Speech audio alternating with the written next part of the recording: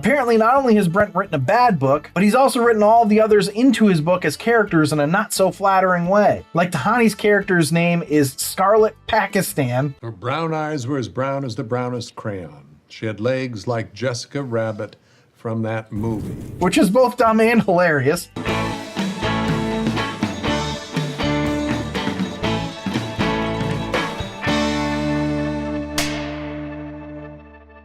Welcome back to another episode of The Rank. I'm John, and today we're going to be ranking the next episode of The Good Place. Now, if you're new to the show, I'm just going to go over the agenda real quick for you. First, we start with the Potent Notables, which are just a couple interesting facts or tidbits that I found out about the episode or series. Then I do the episode overview, which is where I talk about everything that happened in the episode from beginning to end. And then I do the rank, the namesake of the show, where I rank the episode in 5 categories on a scale of 1 to 5, 1 being the worst, 5 being the best, all to figure out what is the best sitcom of all time. And today we're going to be ranking the 6th episode of the 4th season of The Good Place, titled A Chip Driver Mystery, written by Lizzie Pace and directed by Steve Day. Now, there are spoilers ahead for this. This is a series you can watch on Prime Video. Do so if you don't want spoilers. But without further ado, let's find out how this episode ranks, starting with the Potent Notables.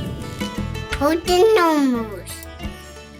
So this episode aired Thursday, October 31st, 2019. The Good Place, thankfully, is back up over 2 million viewers, going from 1.914 to 2.211 million. It was still the lowest of the night for NBC's Thursday lineup, though, and still in the premiere slot of 9 p.m. Superstore at the 8 p.m. slot was the only sitcom to make it over 3 million, though, and Law & Order SVU almost got 4 million. But as for competition, the CW had a special called Mysteries Decoded, which got destroyed at 579,000 viewers. ABC had Million Little Things at 4.159 million viewers, and then CBS had a rerun of Young Sheldon, which beat them all at 4.467 million. Really? A rerun? Come on, people. However, nothing could top NFL Thursday Night Football on Fox, which had 13.943 million viewers. I know you're all wondering. No, we're not. Well, the 49ers beat the Cardinals 28-25 to keep their undefeated streak going. They went to 8-0 on the season at that point. Seems like it was a decent game. All the other stuff we're used to beating The Good Place, beat The Good Place. Next Potent Notable here is some more Tahani name drop tracking, as people who've watched for a while know I like to do this. Apparently, at Elon's birthday party, which Tahani was invited to, she was seated between Elon and Silvio Berlusconi. Now, this name dropping led me down a little bit of a rabbit hole, and I'm using this for my third Potent Notable because, like most Americans, I was ignorant of Berlusconi being a former prime minister of Italy. Like, I recognized the name, but I didn't connect the dots. Now, look, if you're an American who did know that and are offended by me saying most Americans, ask yourself, are you most Americans? Anyway, apparently Berlusconi is very similar to Elon in that he built a financial empire and then used it for political clout. Silvio Berlusconi was an Italian media magnate and conservative politician who served as Prime Minister of Italy for 3 terms between 1994 and 2011. So he built a business empire in real estate and media before entering politics, where he became a dominant and highly polarizing figure. His career was defined by both significant political success and numerous financial and personal scandals. Boy, that does sound familiar. I can't put my finger on who I'm thinking of, though. Anyway, according to Google's AI, his supporters saw him as a dynamic entrepreneur and a bulwark against left-wing politics, while critics accused him of undermining democratic institutions and normalizing corruption and scandal in politics. Again, there's a correlation there. I can't put my finger on it. I'll let you guys figure it out. All right, let's go to the episode overview. So we open the episode with just the teensiest bit of exposition from Michael, letting us know that Bad Janet has been imprisoned in Janet's void for the past 6 months. So we now know that 6 months has passed since essentially the last episode. Michael starts off this episode by saying that humans are capable of change, and then he has an anecdote to prove why. Of course, Bad Janet doesn't give a shit, but Michael is undeterred. This leads the viewer to think that some sort of breakthrough has occurred. I, for one, was excited to find out what this breakthrough was. Well, buckle up for disappointment. Michael's anecdote centers around Brent writing a novel. And I just have to say, it is an accomplishment to write a novel, even if it's a bad one. Now, that's the only complo I'll give Brent. Now, before we find out about the novel, Team Cockroach thinks that everyone is making progress, even Brent. Their evidence for this? He didn't flip the table and storm off when he lost to Simone.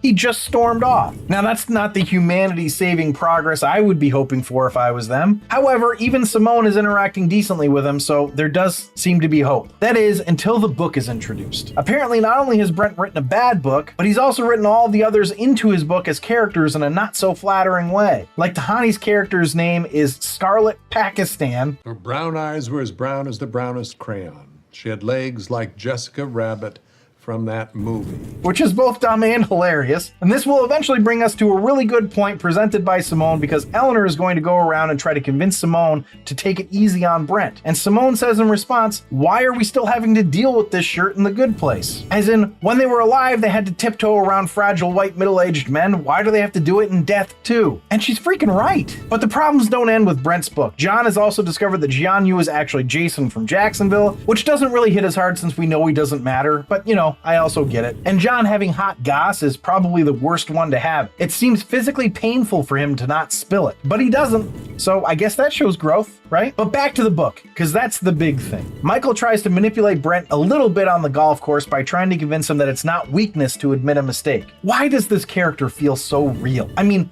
I know that he's a caricature, but I feel like we all know this guy. And if you don't know him, he's you.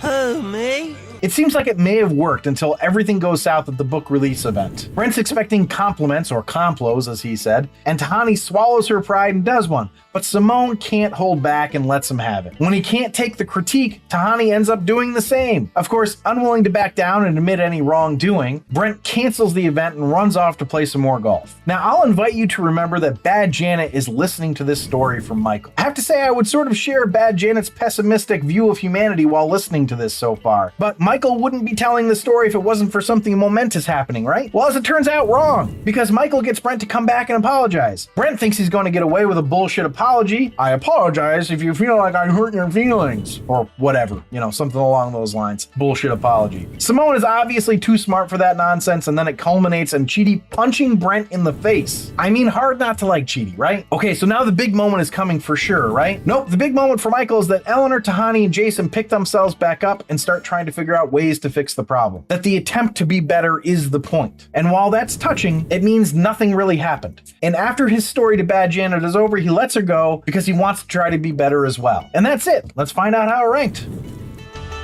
Oh, wait.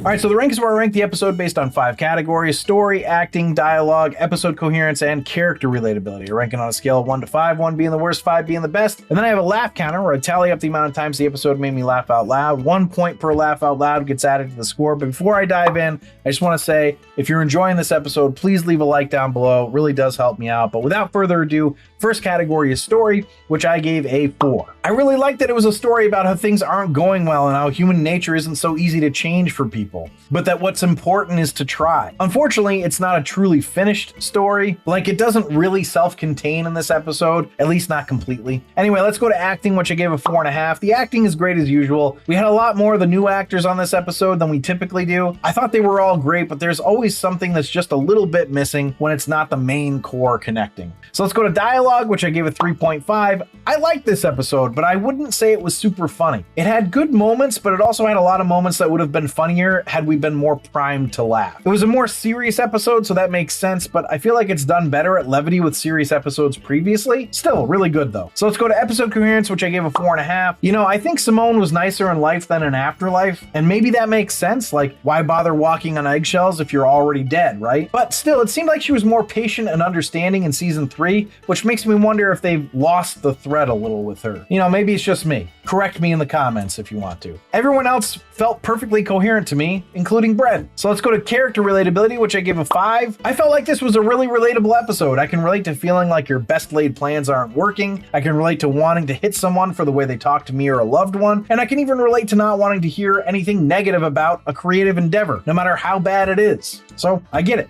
Anyway, so some kind of up and down rankings here, mostly up though. Shouldn't take too many laughs to keep it in the top 3 tiers. In this case, I got 13, which puts the episode at a 34.5, which means it's an I'd watch it again. And this puts the series average at a 37.9, which is in the Holy Grail. So thanks for listening and or watching. If you'd like to see a list of our episode and series rankings, you can do that on our website at therankpodcast.com. Now, for those of you who have been watching for a while and you haven't subscribed yet, please subscribe and or follow if you're enjoying it. Also, for anybody else out there, you can comment or you can shoot me an email at info@therankpodcast with questions, suggestions, whatever. I will respond to you. But if you're super duper like me and you want to throw money my way, you know, you can. I'll take it. You can go to patreon.com/therankpodcast and become a patron, where you can get access to all of our archived episodes. But I will leave you with this. How were the reviews for Brent's book? Mostly rough. That's the worst joke I ever heard. I fight this urge to explain the joke because I got no response coming at me. So I'm gonna fight it. I'm not gonna say it. That's because there's rough in golf. Fuck, I said it. You made it so much worse.